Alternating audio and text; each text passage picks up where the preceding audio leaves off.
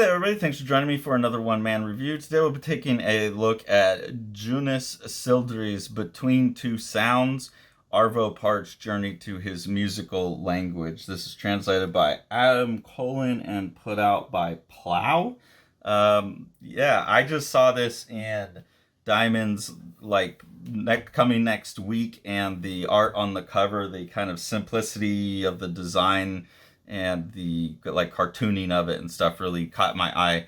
And then the premise of the book sounded interesting. It's about it's a biography of the composer Arvo Part, who this book claims is the most performed composer of the 20th century or something like that.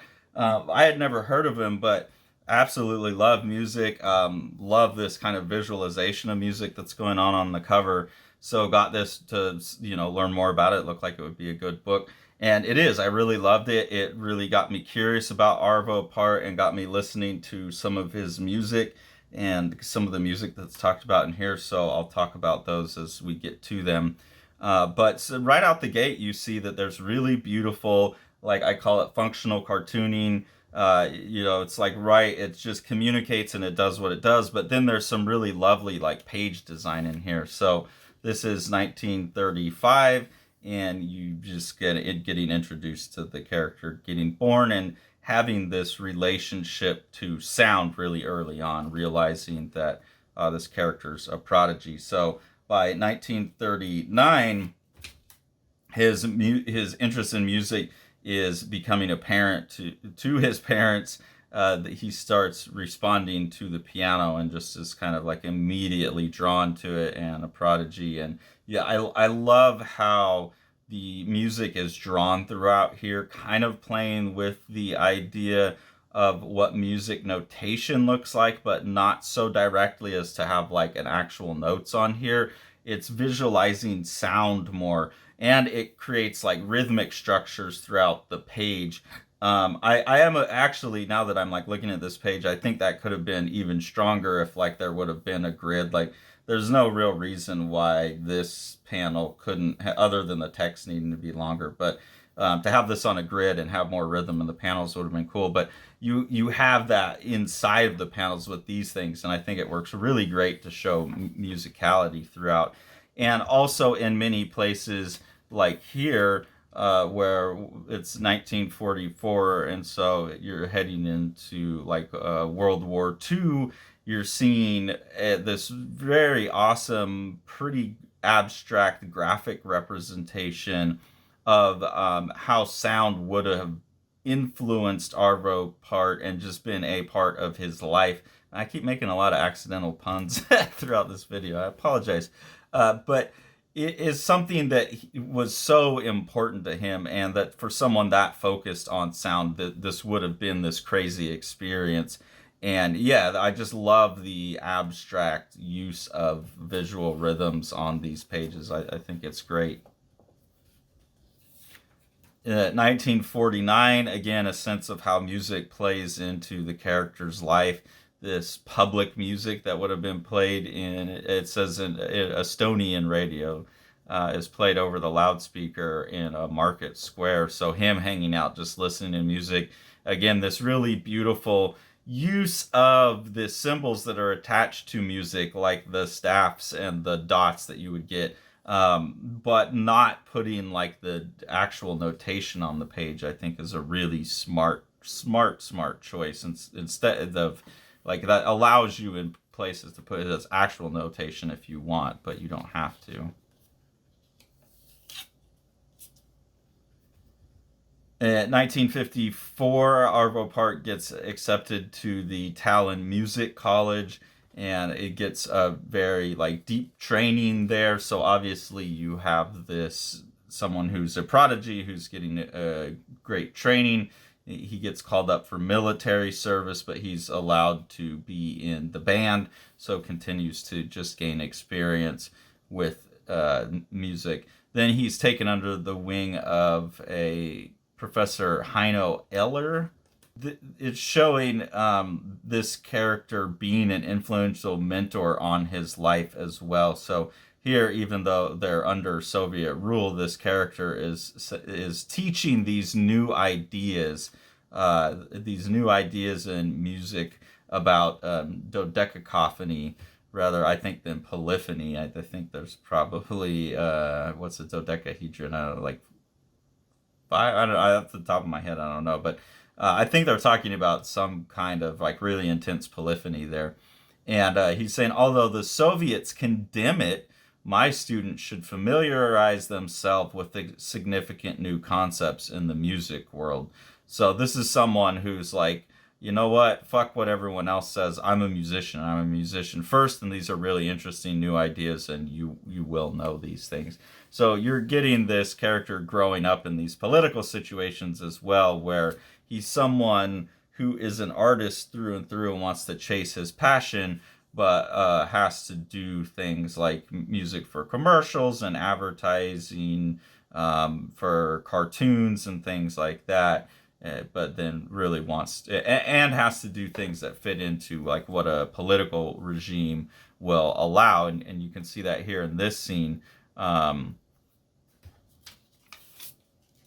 His work is being critiqued at the end of his education, and he shows this composition because he wants to be a composer, and the response is, we have proof that form is beginning to prevail over content.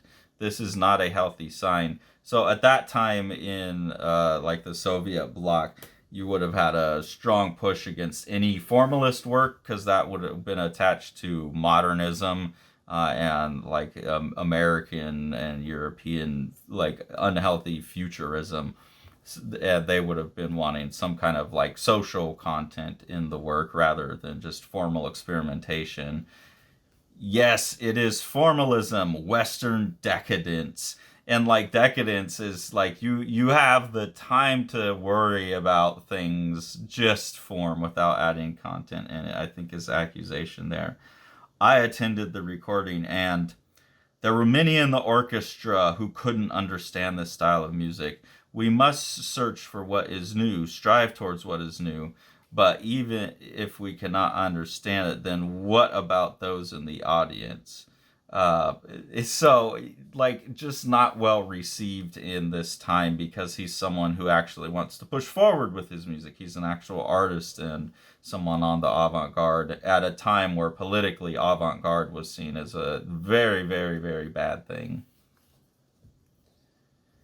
Then you start to learn about different pieces of his. There's some of them that have been mentioned already, but this first one here, and again, I love how it's represented graphically because it's representing the feel of it rather than the actual notes of the song. And I went and listened to this one. This is 1963, Perpetuum Mobile. And the way it's represented here is like this thing that starts out soft and then just builds up like this cascade, is exactly right. And man, wow, this guy's music is beautiful. I absolutely love that song. I put it on just thinking I'll get a sense of what it is and then move on, and I was absolutely captivated by it. So, yeah, I'm really grateful for this book because I'm definitely going to be listening to more of Arvo Part's music. The next major piece of his that they talk about is his Credo in Jesum Christum. And this is something like a song collage where he's got Bach pieces going in the background and then he'll cut in his own compositions. I looked that one up and listened to it. Really fascinating, dynamic piece of music. And yeah, the cut and paste like remix idea is very interesting for someone to be having in as early as, well, this is like 1960, I don't know, very early, mid the late 60s, I think, that he would be doing that one. So really interesting, like cut and paste thing, kind of ahead of its time. That piece wound up getting banned. We're banning its circulation. The place may never be played again, and the Central Committee is demanding that you publicly disavow the work. And he's like, under no circumstances, hell no. So that was a really interesting thing here. Really interesting because, like, the same time that I'm reading this, I was also reading the Elise and the New Partisans book, and recording these reviews like one after the other. So one is very pro like socialist revolution, and this one is very like someone, an artist trying to live within a socialist regime. Really interesting, like two different views there put on display. But he's defending himself here. Like I would never renounce that. Like Bach is a role model, and everything I did was like a conversation with him. I'm not making fun of it. So the struggles of a real artist. This is another composition. I haven't had a chance to listen to this one yet, but it's called Sarah Was 90 Years Old. And there's this really beautiful structure here of the song where you can see rhythmically the 3 1 2 1 2 1 2 1 3. So it kind of has this like palindromic structure, I think is what he's playing with in the rhythm here. Yeah, you have 3 and 1, then you have 2 and 1, and then 1 and 1. Yeah, so composing around these interesting rhythmic ideas and how that's being placed in here in the book as well visually is really compelling to me. Yeah, it's just everything about this is right up my alley. And then you get images like this that are also very, very similar to a lot of the ideas I'm playing with in my art as I start getting more interested in shape and abstraction and cartooning rather than like line and realism, just trying to round out the other half of the spectrum there that I haven't played with as much. Images like this are really, yeah, I love it. It's beautiful. It's everything that I'm all about right now. So really love this book. They talk about a whole lot more of his songs, the whole span of his career, the religious ideas and philosophical ideas that drive his work. It's all told very visually clear. The cartooning is great, simple, perfect cartooning. It's like I said, the drawing itself is never like bowling you over, but the compositions are, and that just all comes together for a really great book, and a book that definitely got me going and like curious about this person and looking up more details about the situations mentioned, and then yeah, like expanded my playlist. A lot of good music in here that I'm very excited to be listening to again, and the ones I haven't been able to listen to or listen to all the way through, I'm excited for that. So thank you very much, Joonas Sildre, for introducing me to the world of Arvo Part. The Eisner nominated The Strange Death of Alex Raymond by Dave Sim and myself. This is a gorgeously illustrated and designed book, Dave doing most of the illustration. Amazing compositions throughout.